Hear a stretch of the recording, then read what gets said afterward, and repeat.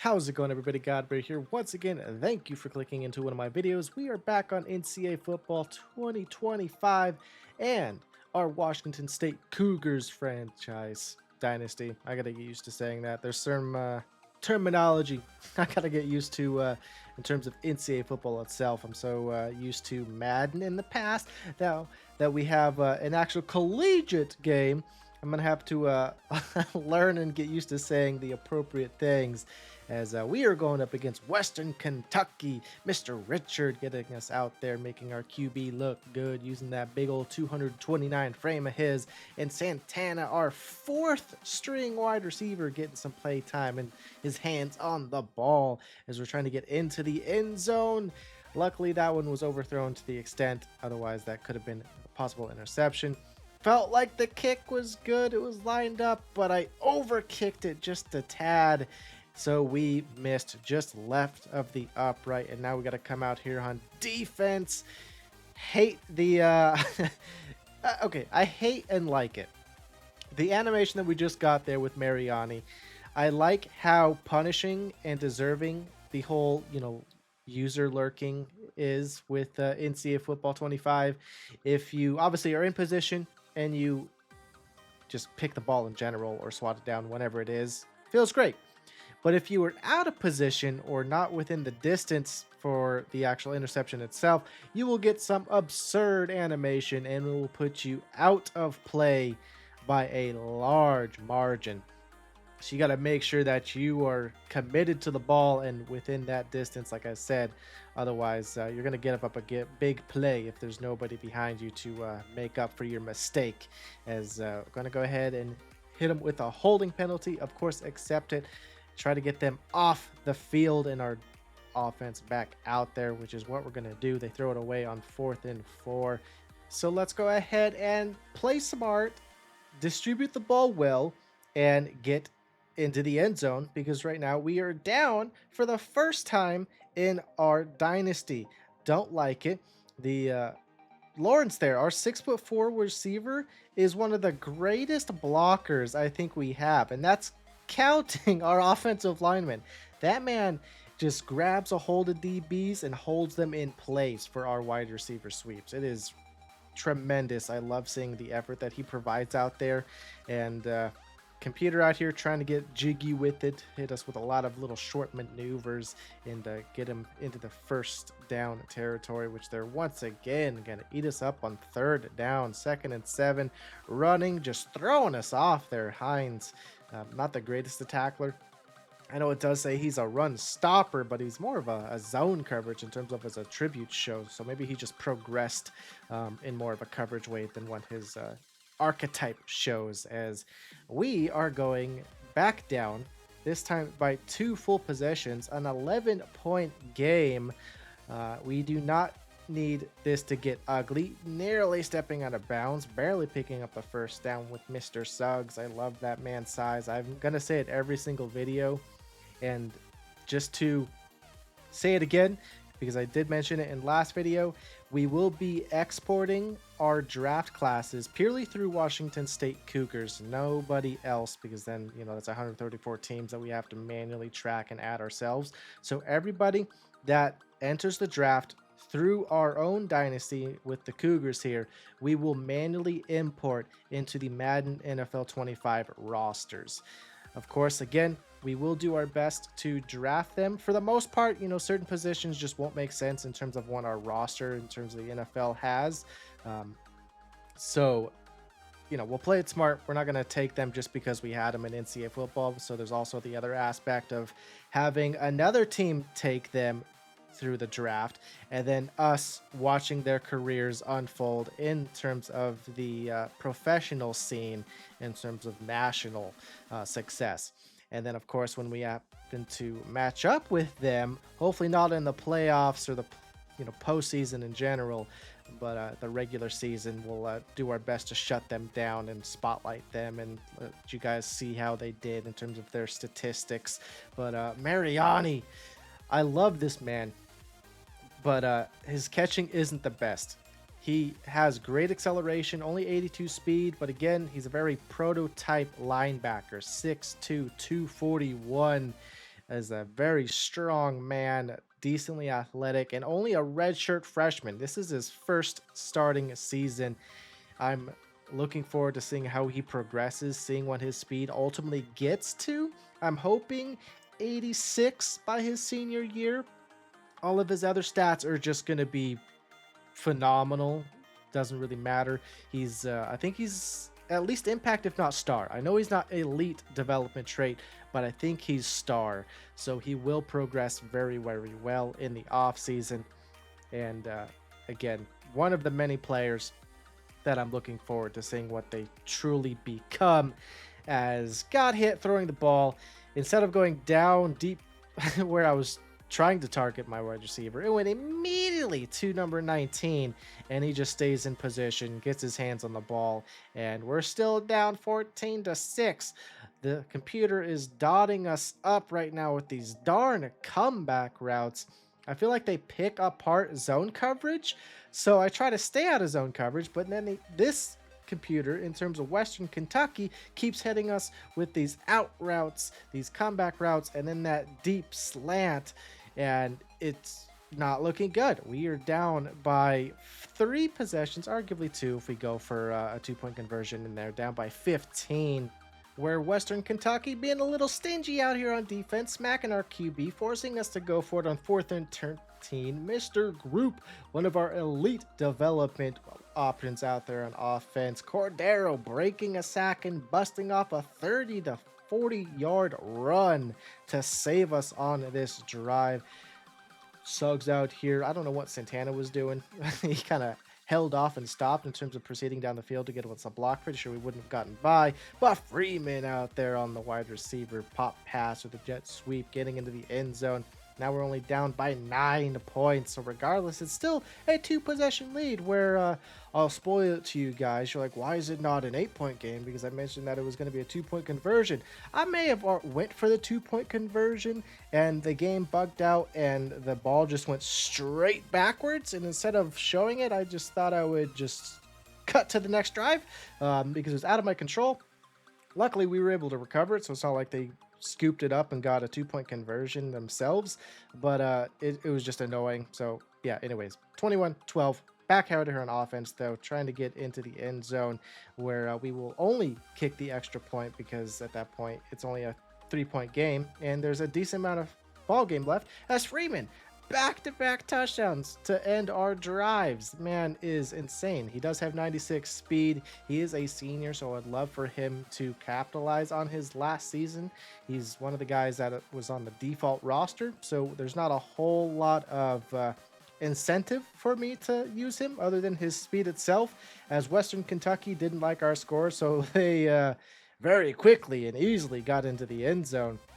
And we're back down by 9 points with 3 minutes left in this game. Mr. Group, go ahead and get us that first down. He does get lit up a little bit, but back to our pop passes. This one to Hernandez. He also has 94 or 95 speed. Not quite into the end zone, but down inside the red zone where Mr. Lawrence with the RPO.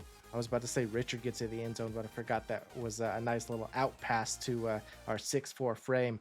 I had a good suspicion that even if he would have gotten stopped right before the end zone, that big body would have pushed himself into it, especially with a DB being on him, but there was nobody there. We do get an interception, though, to give us a very, very good chance of taking this lead, even with a simple field goal. Lawrence, who got the touchdown, has been wanting to show up this game, so we're going to continuously feed him the ball as we are once again down in the 5. Richard cutting this one up into the end zone, our first lead of the game. And now it's our point to not give it back, as we almost give them back-to-back one-play touchdowns, which would have hurt my feelings so much, as they are still in field goal range, but they need more than a field goal, as we ain't gonna allow that. Mr. Mariani out there with the pick, and now we gotta try to outrun number 26, who's actually pretty fast, gets his hands on us, but too little. Mariani shrugs him off, gets in the end zone, and now we solidify the game up 12, only 26 seconds left in the game. left inbounds, last opportunity, throws this one out to the side. He will come down on it as number 7 goes, good catch, eat the grass. And we win 40-28. Look at those first 3 quarters, 0-6-0. And then 34 points in the fourth quarter alone is absolutely ridiculous. I don't know what got into the team, but I'm happy they decided to focus up there. 367 for Cordero, Richard with 55, Cordero with 55, Suggs only 11 for 16. This is where I started figuring out the whole wear and tear system, trying to feed Suggs, having him be my halfback, my third down back, my power back. There was no supplementing other running backs. He was in there for the run plays, in there for the pass plays, in there for blocking. He was just getting lit up, beat down, and I just wasn't able to do much with him. He was already tired, he was slower, he couldn't break tackles, and Richard kind of benefited from it. So from this point on, I do a better job in terms of watching out for the wear and tear. I was in a way testing it. I wanted to see how much you could really push a player before they started receiving like negative effects. And it only took until week 4 of me running decently often for my running back to almost start the game with negative 18 speed. So not a good look. Man with 93 speed goes to what, 75 speed? No, 85. Yeah, 75 speed. Yeah, I had that right. So yeah, at that point, he's a tight end, not a running back. Yes, he still has that 230 frame, but that 93 speed, which is why I love him with that frame, kind of gets taken away.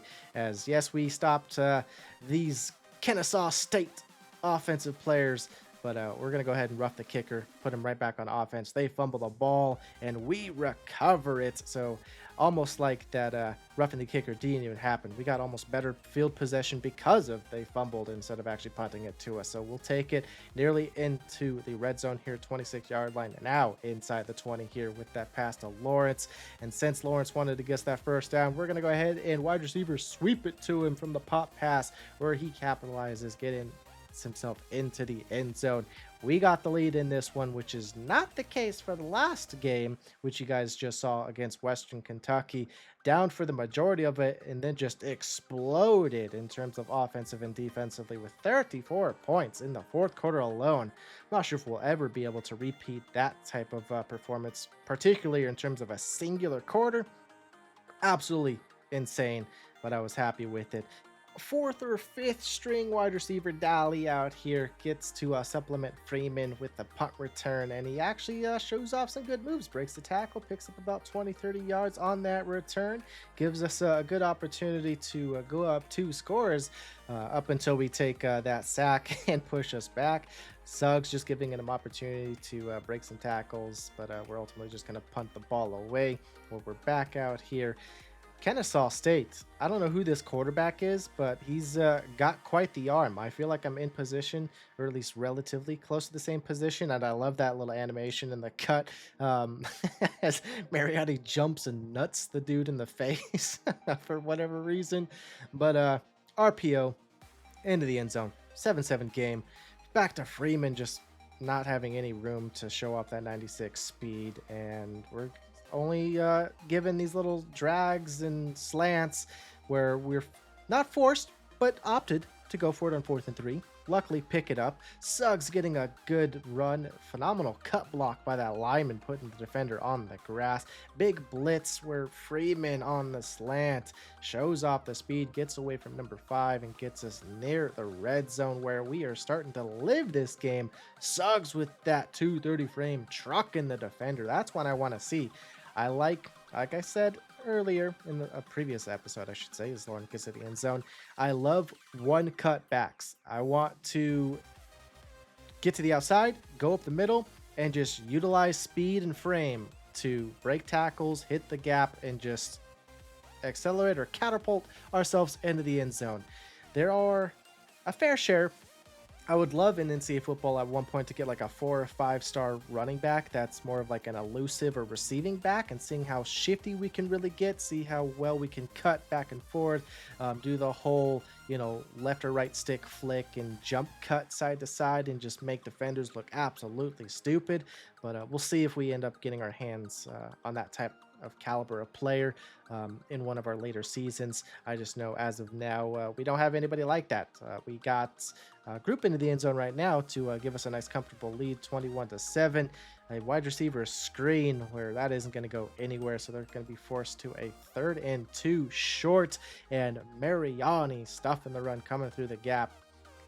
But our running backs I'm very happy with right now, as once again roughing the kicker, putting Kennesaw State back out on offense instead of turning over the ball, where they're going to do pretty darn well. Again, number 10 is annoying us a little bit. He does have some wheels, gets absolutely lit up by Smithson right there, number 31. I run away from my zone, leaving that man because I felt like the quarterback was just about to take off. And 3rd and 8, back of the end zone. Felt like his feet were off the ground, but they're going to credit him with the touchdown and the drag. So good on him. But we got Lawrence, and as long as he can get away from number 22, goes all the way into the end zone and just completely revokes the touchdown that Kennesaw just got by putting us back up by 2 scores, a full 14 points. 86 gets stronger, drops the pass, back out on offense, chucks this one deep, and he's got us beat. But he has to turn around for the ball. Luckily, we get a small hit, just enough to get him to cough up that ball. Going into the second half, Mr. Suggs, not too much to start off this half, but he will get the 3rd and 1, struggling, but does power through. And Freeman, wide receiver sweep. Again, not a whole lot. This Kennesaw State defense is a little tough. I'm not gonna lie. They're not a very good overall. They're like a mid to low 70s, but they're putting up a relatively good fight, especially with just facing Kennesaw State. That game was again close for a lot of that game up until literally the 4th quarter. We were gonna lose that game, but again, enough said about that game. We're in week 4, not week 3. Doing what we can to stop this team, getting us back on offense. Suggs shrugging off defenders, getting lit up at the end there, almost picking up the first down. And I'm trying to throw it a circle here. If you're wondering why I'm literally sliding or walking into the defender, it's because I'm trying to move right to throw right to that little RPO pass to the running back there. But I kept hitting circle and it just didn't want to go. So I walk into the defender and take a sack, but doesn't matter. We're still up by 14 points, 4th and inches at this point. They will go for it, and no you don't. Number 27 coming down and catching you, and I would appreciate if you don't hit Richard like that. Again, I do a lot of talking about frame, Richard being 229, but yeah, my players are men. Don't go out there and make them look like boys. We need to go out here, play well. And number 10, kind of getting back to what I was mentioning earlier about him. The man's got some wheels. He does very, very well. And RPO right here, read option, just absolute ridiculous cut. Man fakes the option to the running back. Looks as if he's running directly at a linebacker. The second I turn into said linebacker, he cuts left and just dusts me and gets into the end zone. Just again, what the Heisman difficulty is capable of doing with these subtle little maneuverabilities that they have is no fun to watch. Again, in terms of the opposite side of the spectrum, if I were to try to do that on this difficulty, I make a cut, somebody's block shedding, as if I would have an opportunity to make a cut like the Heisman difficulty does. There's just no room to do so. The interior defensive lineman on the Heisman difficulty block shed so frequently that you never really have a chance to do what the Heisman difficulty does. But Dowley does something that the Heisman difficulty can't do, and is the ability to return punts. I've not experienced any of that yet. Obviously, do not hope to experience any of that. We do our best to not ever punt the ball, but there are times that we obviously do, especially against this relatively low overall Kennesaw State, number 37. You got to turn around, man. That's an easy interception there, but you didn't see the ball coming, so you allowed the catch. Didn't matter, though. We're back out here on offense. Richard breaking a tackle, picking up a first down, putting us into the red zone. A lot of injuries, I will say. They're not like long-term injuries as Richards gets into the end zone. Um, the computer as Mariani just getting us the ball back. I don't know what is with my team in the fourth quarter, but they I don't know. I don't know what they're consuming in the fourth quarter, something in the Gatorade, but they go from the 83 overalls that we are to 93 overalls and just flourish on all sides of the field. They get turnovers like no other. I love it. But it makes the games look not as close as they were for the vast part of the game.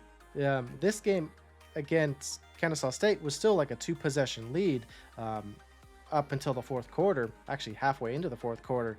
But then we kind of run away with it, just pad stats, add touchdowns, and now it's all of a sudden 56-21, where we're up by 35 points. Like, I don't know what happened. This game was within reaching distance with them, but again, a blink of an eye. When we're in the fourth quarter, these Washington State Cougars are just a whole nother squad. And again, I love to see it. Hopefully they can keep that up. I would love for them to do that in all four quarters. But again, 28 points in the fourth quarter where we did 0 in the third. Second quarter was pretty good with 3 total scores. But again, we got to work on our consistency. Cordero, though, to 95.5% completion.